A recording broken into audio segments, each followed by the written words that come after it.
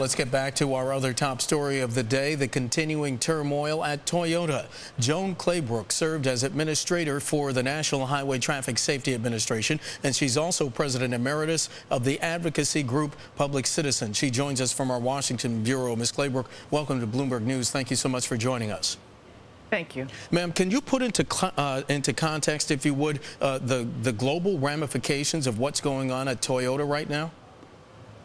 Well, this is a huge case for this company in a number of different dimensions. Number one, customer satisfaction.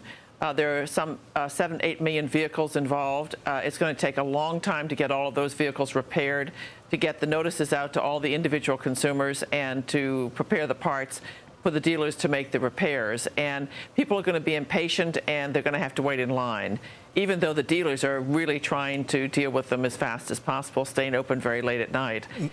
Secondly, in terms of future sales, the company has a great reputation as a high technology company, and I think this has disappointed a lot of their customers. Ms. Claybrook, and may have them go away. Ms. Claybrook, might I ask you, because as we mentioned, you're the former administrator at NHTSA, what's NHTSA's role in this?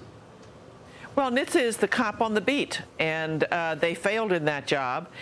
They've, under Ray LaHood, they've jumped back in the fray here and pushed the company to do the recalls that it's doing, and I think that that's absolutely right.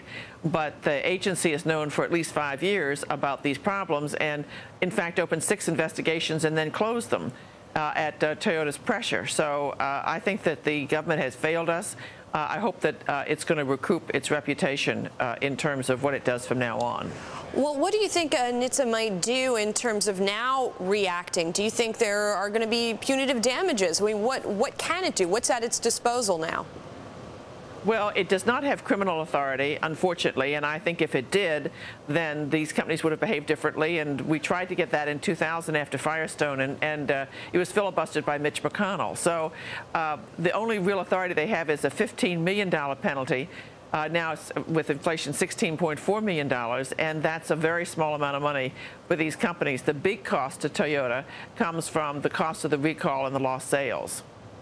What do you think needs to be done reform-wise at NHTSA? If you say, indeed, this is a failure of government, why did it happen and how can it be fixed? Well, it happened because under the Bush administration, I think, there was no enforcement mentality. And it's not fun in a way to be the cop on the beat and to be the meanie, but you have to be tough. And the agency has tremendous authority to gather information, to subpoena documents, to hire consultants to help them, whatever they need, and they just didn't do it. For the future, I think greater oversight by Congress on its enforcement activities, and also I think that the penalty should be raised to $100 million instead of 16.4, and they ought to have criminal penalties. I think if they had criminal penalties, these companies would behave entirely differently and not try and avoid and delay and cover up. Ms. Claybrook, we have about a minute left. You mentioned or actually used the phrase pressure from Toyota, which is why you say some of these things were overlooked. What type of pressure are you talking about? Well, the companies came in and said, well, don't consider this because that's not a problem, and don't consider this, that's not a problem.